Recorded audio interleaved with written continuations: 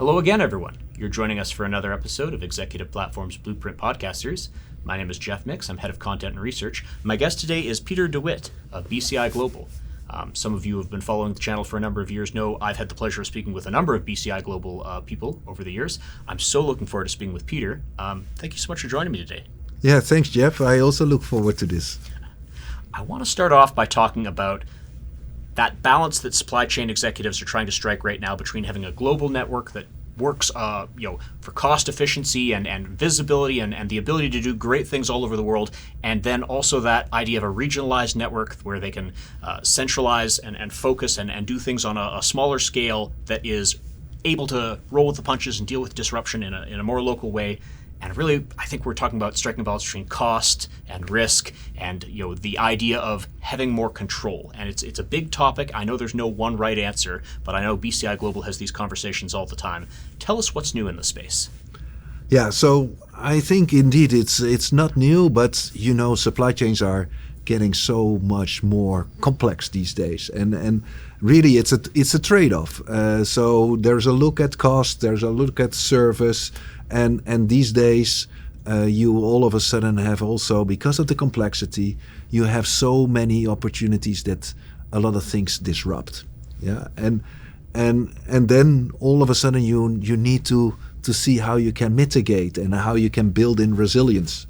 And where probably the past decade, a lot of supply chains became more global. You now see. Just because of the risk and because of the complexity, things are going backward a little bit, and people start to build also a few more regional supply chains. Nevertheless, it depends per industry. Some industries, they are capital intensive. You cannot change just overnight. Others are a little bit more flexible, and there you can make changes. But definitely, when you make changes for a number of years. And so therefore, it's good to work with some companies that really have expertise and really can help you to model what good looks like and what future could look like. And in that conversation, of course, there's risk, there's cost, there's also complication, as you say. Yeah. Is each region going to be running its own show? How do they communicate up into a coordinated effort globally? There's a lot of moving pieces there. Absolutely. And you see also that it very much differs per industry too. So some industries are very capital heavy. And once you've done a lot of investments, you cannot change overnight. I mean, you really need to sit it out for a couple of years. And other industries, they are less capital heavy. You can also see that it's more focusing on, let's say, the downstream side other than the upstream side. And there you can really go much more into markets and do much more local than global. When people are having these conversations, maybe we can look at one example of a debate that goes on, which would be, do you have your own logistics network? Do you go third party? Do you do that region by region? Do you have sort of a global structure that plugs into the local options? Again, complicated and probably varies from industry to industry, but I know it's a conversation BCI Global has a lot. Yeah, we have a lot. And actually there is a rule of thumb to answer first, because I think you should definitely look for outsourcing the moment that you are not having the criticality yourself. Yeah. So if you are just having a small volume, small operation, maybe then it's better to just lift on expertise. But if you have criticality, then you could go either or. Doing things in-house or outsourced. The other thing what we see that you really need to go for outsourcing is the moment when you have a lot of seasonality. Because then obviously it makes a big difference whether you have all the assets yourself or where you basically have to build a church then for Easter Sunday, right? Or where you can really buy as per volume, as per service from a logistics service provider, and therefore keep your costs better in balance. The other reason when you go for outsourcing is when you are expecting a massive growth, but you cannot really predict how you are growing in time. And then it's very difficult to really start investing your own assets for something in the near future where you don't necessarily know when you are really completing your business footprint. Now, that's really interesting to me. And I think maybe, again, going to that idea of regionalization versus globalization, as companies are making a shift, there's a amount of testing the waters. Does it make sense to have third-party logistics providers and partners as you try something out, and you can scale it for what it is, and then decide to make the investment or not to run your own system once you're established? Yeah, you can. The only thing that you see that now comes to play is that everybody is also very focused on, getting the right performance out of your warehouse. Mm-hmm.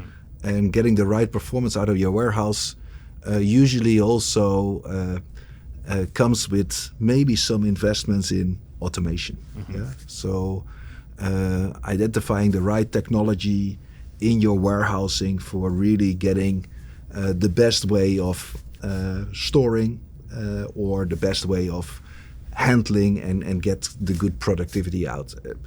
Those investments, they also are taking quite a lot of years before you really get everything depreciated and back into the books. And therefore you see that it's not so easy anymore to just change overnight or to change every year your strategy. Strategies, they still need at least a view of 5 years out or 10 years out. And therefore you need to really start building a future-proof network for at least a few years and make sure that it is going to last. I'd love to expand upon the idea of future-proofing what you're building, because I think that is a thing that everybody wants to do, but it can also sound very complicated. What are some of the good questions you should be asking about where you want to go, what you're trying to build? As a supply chain executive who is future-proofing a thing, what should they be looking into? So a couple of things, because I think especially when you're talking about the warehouses, you need to look at your market. Is your market going to change? I mean, are there disruptors coming in? Are you going to open up new channels? Are you planning to acquire additional products, new businesses? So these are all questions that really have impact also on the size of your business, and this is something that you either need to prepare for right now, or else you need to make sure that you can build in some flexibility that you can scale up or scale down wherever it's needed. The other question that you really have is there are a lot of questions around sustainability, and maybe carbon footprinting is now just a topic that you start to measure. But for instance, in Europe, we see that in the next coming years, you are also going to be penalized if you are not really sustainable with your business. So you need to also anticipate on those kind of things that might come rather sooner than later in your business. Other questions are, of course, then coming back to the question, am I seeing the logistics as a core competence of the company itself, or is it better to just lift on expertise outside? And if you consider to do it yourself, you also need to make sure that you have the systems. And that means that there is also quite a lot of investments to make on the system side. And what everybody start to realize is, if you all need to start planning for this, maybe it is also good to build on another layer that really helps with making decisions for the future. So now we see a lot of companies building digital twins, center of excellences, to really make sure that they are making the right decisions instantly on the business that they have on hand. I think we've established it's a lot of moving parts. It's a lot to think about. And I've mentioned before, BCI Global is a boutique consulting firm that I think does a lot of great work. I wonder if we can talk about what makes you a leader in the space, and I would also be interested if we could expand a little on the idea of, there are consultancies that offer advice, and then there are consultancies that go further than that. I wonder if we can talk about that a little. Yeah, Jeff, I think we are making a difference here by just having a lot of people in the team that come from the field. So typically all our colleagues, they have at least 10 years of experience from the industry, either from the shipper side or from the logistics side. And they bring this knowledge and make sure that they convert this in the recommendations of our projects. But we also learn that, then once we have the recommendation and the advice out, still companies, they need a little bit of help to also get things implemented. And it helps a lot that we have a team that has done already all these kind of things in other businesses, and we can really go the next step also into the transformation and into the change for the business.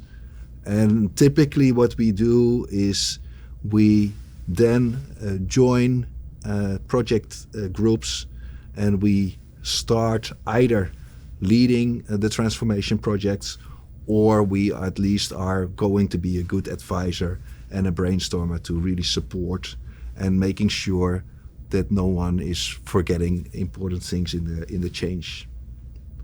I wonder if we can talk a little bit about what getting started looks like. And I can appreciate everyone's story is a little different, but I think there are probably going to be supply chain executives who are hearing this conversation and they're saying, I have an issue and I would be interested in getting BCI's take on things, but is that going to a website? Is that sending an email? How do I even get that conversation started? Yeah, so typically people come with a challenge, and it's still good to have a little bit more conversation on, is this really the issue, or is there even another issue behind it?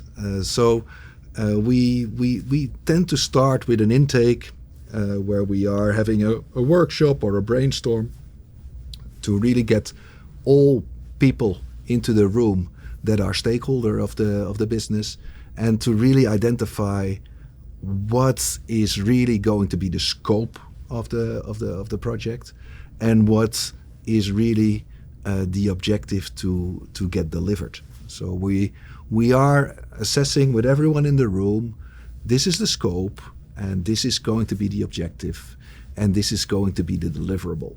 Now, I have to think from everything we're talking about, the consulting process has to involve data. You're right. Yeah. So,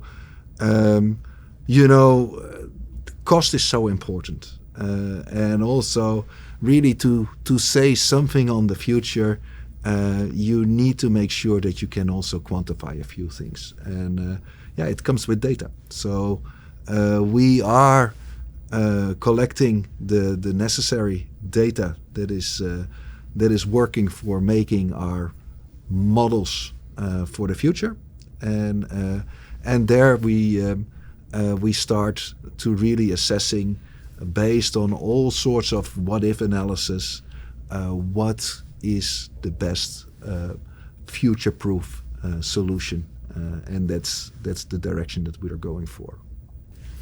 One of the things that I've enjoyed in my conversations with BCI Global is that you have a European base of operations and a European origin story, but I know you're working with partners in North America, in Europe, globally, really. And I wonder if maybe we can talk about some of the comparisons or the contrasts between business opportunities and business decision making for an American audience, for a European audience. Can we get into some of the geography of it all? Yeah, it's a great question, Jeff, because we see some differences, and I think traditionally Europe was a lot more fragmented than Northern America, and therefore you saw that probably outsourcing was something that was already done a lot earlier in Europe. And also because of the different languages, and also because of the different tastes that you have you see that there was always done also a lot of value-added activities within a warehouse to really customize or countrylize different things. These days, I actually see that in the US, where they traditionally run a lot of warehouses themselves, they start to open up for outsourcing as well, and that they realize that, maybe building a few smaller warehouses in various areas in the US might just as well give a good solution as having a central big warehouse running by yourself. So that is one of the big differences. The other big differences is that I think if you look at the organizations of companies, America traditionally does a lot of decision making centrally, and therefore you see headquarters having a very strong governance and really making sure that the rest is executing, but that the decision making is done centrally. This was not necessarily happening in Europe, but here you see that in Europe,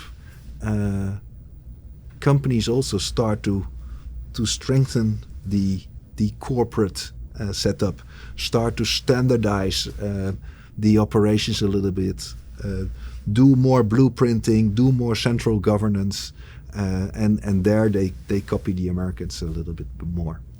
I think there are people who have been listening to this who are going to say, I have some questions about my business that it might make sense to get a conversation going. What does that look like? How should they reach out and make the start of a conversation with BCI Global?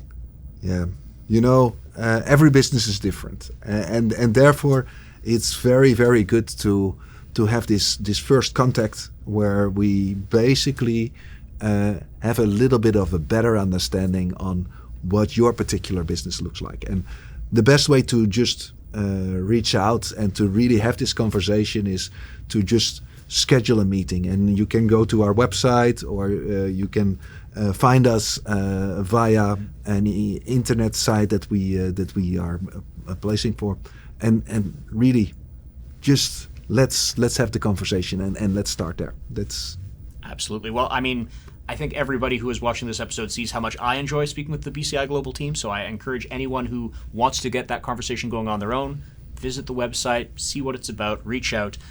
It's a great group of people. Pieter, thank you so much for your time today. Yeah, thank you, Jeff.